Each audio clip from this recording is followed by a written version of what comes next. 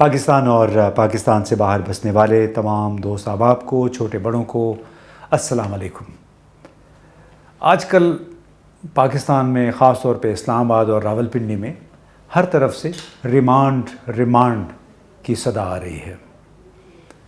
آج ہی کے دن کو دیکھ لیں، یعنی پیر بروز 21 اگست شاہ محمود قریشی صاحب کو 4 روزہ ڈیمانڈ پہ پولیس کے حوالے کر دیا گیا ہے۔ ایمان مزاری اور علی وزیر کو بھی 3 دن کے ریمانڈ پہ حوالے کر دیا گیا ہے۔ چودھری پرویز الہی کو لاہور میں ایک عدالت کے حکم پہ 29 اگست تک ریمانڈ میں دے دیا گیا ہے۔ یعنی ریمانڈ دیے جا رہے ہیں، اور پتہ نہیں ان لوگوں پہ قسمت کی دیوی کب مہربان ہوگی، لیکن ایسا لگتا ہے کہ ریمانڈ کے گھن چکر میں عمران خان سمیت ان کے بہت سارے ساتھی پھنسے ہوئے ہیں۔ شاہ محمود قریشی کو سائفر کیس میں ایک خصوصی عدالت میں پیش کیا گیا، اور خصوصی عدالت کیا ہے؟ آفیشل سیکرٹس ایکٹ کے لیے یا اس سے متعلق کیسز نپٹانے کے لیے یہ عدالت قائم کی گئی ہے، اور اس کا چارج کس کو دیا گیا ہے؟ وہ ایک اینٹی ٹیررسٹ کورٹ ہے اسلام آباد کی، اس کے جج ابو الحسنات کو یہ اضافی چارج دے دیا گیا ہے۔ انہوں نے اب آفیشل سیکرٹس ایکٹ کے تحت مقدمات کی سماعت کرنی ہے۔ اور مزے کی بات ہے کہ جو شاہ محمود قریشی کا کیس ہے، یا جس مقدمے میں عمران خان یعنی پی ٹی آئی کے سابق چیئرمین بھی نامزد ہوئے ہیں، اس کی ایف آئی آر 15 اگست کو درج ہوئی تھی، جبکہ یہ قانون، اس کا نوٹیفیکیشن باقاعدہ گیزٹ میں 18 اگست کو نکالا گیا ہے۔ یعنی جس قانون کے تحت ان کی گرفتاری ہوئی ہے، وہ قانون 3 دن بعد بنا ہے سرکاری طور پہ، یعنی اس کو نوٹیفائی ہوا ہے۔ تو اس سے اندازہ لگا لیجیے کہ جب سرکاری افسران پھرتی دکھاتے ہیں تو ان سے پھر کیسی کیسی غلطیاں ہو جاتی ہیں۔ آج کا ہمارا ویلاگ، ایک تو آپ نے ریمانڈ کا قصہ سن لیا، لیکن دوسرا بڑا ایشو جو تھا وہ میں کہنا یہ چاہ رہا تھا، بہت عرصے سے کئی چیزیں میں دیکھ رہا تھا، تو مجھے یہ لگا کہ پاکستان شاید نعرہ بازی، بیان بازی، اشتہار بازی تک محدود ہو کر رہ گیا ہے۔ ہمارے بڑے بڑے رہنماؤں کے آپ بیانات سنیں، خاص طور پہ جب جڑاں کا واقعہ ہوا مسیحی برادری کے حوالے سے، تو اس کے کانٹیکسٹ میں بہت سارے بیانات آئے۔ اس میں ہمارے وزیر اعلیٰ، ہمارے وزیر اعظم اس انوار اللہ کاکڑ صاحب اور فوج کے سربراہ سمیت بہت سارے لوگوں نے جو بیانات دیے، ان کا اگر آپ ایک جھلکی میں آپ کو سنا دوں کہ قانون کو ہاتھ میں لینے والوں سے سختی سے نپٹا جائے گا۔ اقلیتیں پاکستان میں مکمل طور پر محفوظ ہیں۔ اقلیتی برادری سے تعلق رکھنے والے پاکستانی شہریوں کو ڈرنے کی کوئی ضرورت نہیں ہے۔ پاکستان کو میلی نظروں سے دیکھنے والی آنکھیں نکال دیں گے۔ سازشیں کرنے والوں کا کلا کما کر دیا جائے گا۔ اسلام امن اور سلامتی کا دین ہے۔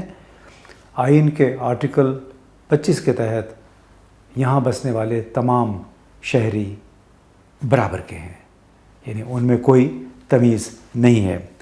لیکن قبل اس کے کہ ہم اس کی مزید تفصیل میں جائیں، یہ آپ یہ ویڈیو دیکھ لیجئے۔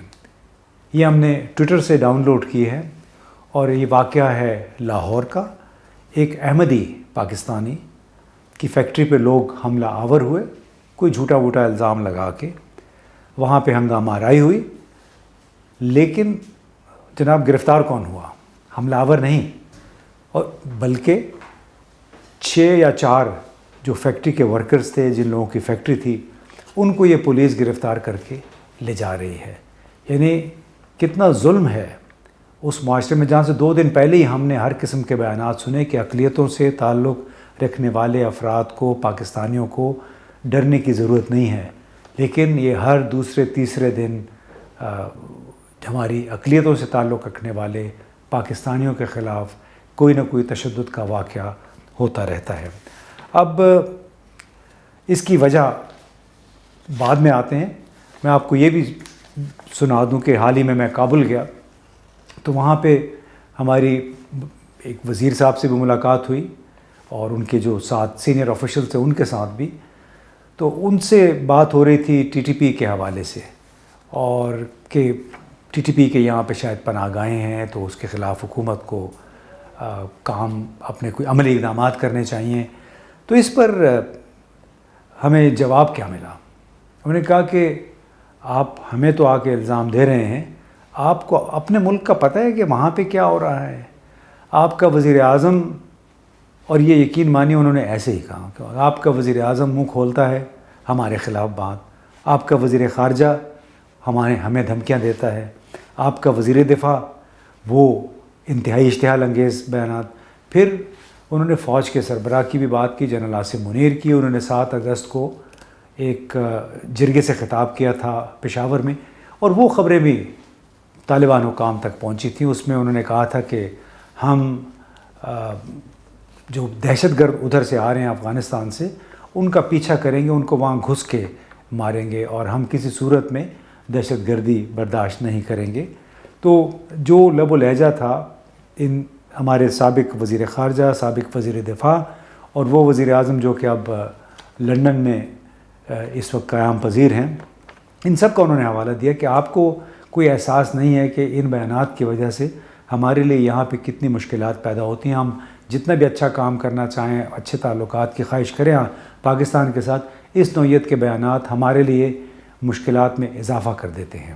تو جناب یہ تو ہوئی کہ ہم بیان بازی میں بہت تیز ہیں، بڑے بڑے بیانات دیتے ہیں۔ اب اشتہار بازی میں بھی ہم کسی سے کم نہیں ہیں، اور میں نے کیوں یہ موضوع چنا، اشتہار جگہ جگہ آپ اسلام آباد چلے جائیں، کراچی، لاہور، آپ کی حکومت کے یہ ماشاءاللہ جو ہمارے حکمران ہیں، وزیر اعظم، وزیر اعلیٰ، ان کی شکلیں آپ کو ہر جگہ پہ نظر آئیں گی۔ لیکن اس کے علاوہ جو فوری تشویش کا باعث بنی، وہ آپ یہ ویڈیو دیکھیے۔ یہ اشتہارات ہیں جو جڑانوالہ کے واقعات کے 2 دن بعد یہ اشتہارات چھپے، انگریزی اخبارات میں بھی اور اردو اخبارات میں بھی، اور بنیادی طور پہ یہ وہ پیغام ہے جو کہ حضور صلی اللہ علیہ وآلہ وسلم کی طرف سے عیسائی برادری کے حوالے سے دیا گیا تھا کہ ان کو ایک مسلمان معاشرے میں کیا کیا مراعات حاصل ہیں۔ لیکن آپ دیکھیے کہ اس صرف ایک اشتہاری مہم پہ ایک دن پہ کم از کم 20 کروڑ روپے خرچ ہوئے، کم از کم 20 کروڑ روپے ایک دن میں۔ اب ان سے پوچھے جن صاحبان نے یہ کیمپین ڈیزائن کی کہ یہ میسج آپ نے کس کو دینا تھا، یہ پیغام رسانی کس کے لیے تھی؟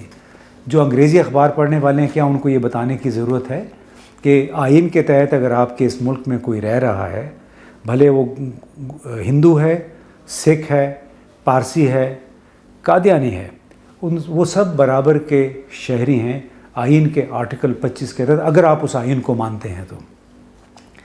اب دوسری طرف اشتہار بازی آپ دیکھیے کہ جو شہباز شریف صاحب اپنی 16 مہینے کی کارکردگی، 15 مہینے کی کارکردگی دکھانا چاہ رہے تھے پوری قوم کو، اور اس کے لیے کم از کم 70 کروڑ روپے کی ایک کیمپین چلائی گئی ان کی حکومت کے خاتمے سے 2-3 دن پہلے تک۔ یہ قرض کے پیسے ہیں، لیکن اندازہ لگائیے کہ جو ان کی وزیر اطلاعات تھیں مریم اورنگزیب صاحبہ، انہوں نے باقاعدہ ایڈورٹائزنگ کمپنیوں کے جو نمائندے تھے ان کو بلا کے یہ کہا کہ ہم یہ کیمپین چلا رہے ہیں، اس تمام کیمپین کا مرکز صرف اور صرف شہباز شریف ہوں گے، آپ نے ان کی شخصیت کو اجاگر کرنا ہے۔ اور پھر یہ آپ اشتہار دیکھ رہے ہیں، بہت سارے جگہ جگہ چلے، اخباروں میں بھی آئے، سڑکوں کے کنارے بھی آپ کو نظر آئے، اور یہ میں نے ایک ٹی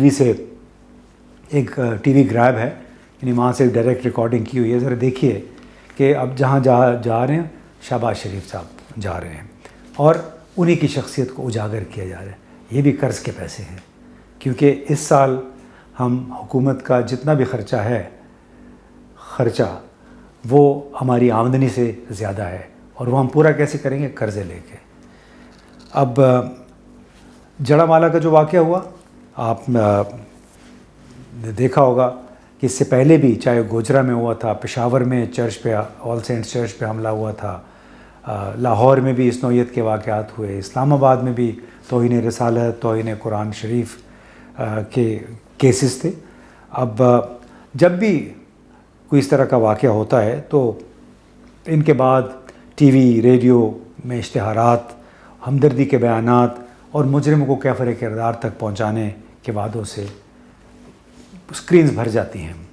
جو لوگ ہندو مندر، سکھ گردوارے اور چرچ یا کسی بھی مذہبی اقلیت کی عبادت گاہ پر حملہ آور ہوتے ہیں، مولوی اس کے سہولت کار ہوتے ہیں، اشتعال دلاتے ہیں، پولیس اس میں خاموش تماشائی بن جاتی ہے، عدلیہ تکنیکی پہلوؤں میں پھنس جاتی ہے، وکلاء اپنے اپنے کیسز کو طوالت دینے کے لیے عدلیہ کو، ججوں کو تکنیکی تفصیلات میں پھنسا دیتے ہیں، اور اس طرح یہ تمام مل ملا کے مولوی، جج، وکیل، بیوروکریسی، پولیس انصاف کی فراہمی کی راہ میں سب سے بڑی رکاوٹ بن جاتے ہیں۔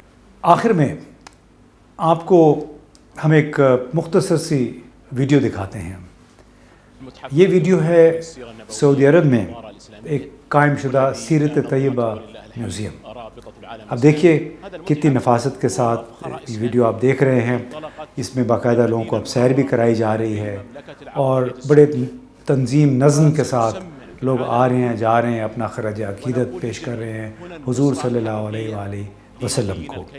خراج عقیدت ہے حضور صلی اللہ علیہ وآلہ وسلم کو، یعنی اتنا بڑا کام انہوں نے کیا اور اس کو بالکل نظم کے تحت، ڈسپلن کے تحت چلایا جا رہا ہے، اور یہ اس ملک میں ہو رہا ہے جہاں پہ مذہب کے نام پر کسی کو اجازت نہیں ہے کسی دوسرے کے ساتھ زیادتی کرنے کی۔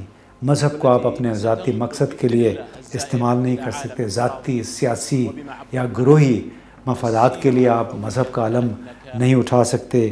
قوانین کی معمولی سی خلاف ورزی بھی آپ کو جیل پہنچا دیتی ہے۔ اس کا موازنہ اگر آپ یہاں کریں پاکستان کے ساتھ، تو یہاں قانون کی خلاف ورزی کرنے والے، مذہب کی آڑ میں اپنے ذاتی کاروبار کرنے والے، ایون قتل تک کر دیتے ہیں، جو بلیسفیمی کے حوالے سے کیسوں میں ہوا ہے، ان کے آنچ تک نہیں آتی، بلکہ ان کو ریاستی ادارے باقاعدہ واپسی کے سفر کے لیے پیسے بھی دیتے ہیں، اپنی جیب سے ٹریول الاؤنس بھی دے دیتے ہیں، پھر ان کے ساتھ باقاعدہ ریاست ڈیل بھی کر لیتی ہے، ان کو بیلز بھی مل جاتی ہیں، بلکہ کیسز ختم ہو جاتے ہیں۔ تو یہ ایک بہت بڑا فرق ہے ریاست پاکستان میں اور ریاست سعودی عرب میں۔ وہ ایک لحاظ سے اسلام کا قلعہ ہے، گڑھ ہے، لیکن وہاں دین کے نام پہ کسی کو بھی قانون ہاتھ میں لینے کی اجازت نہیں ہے۔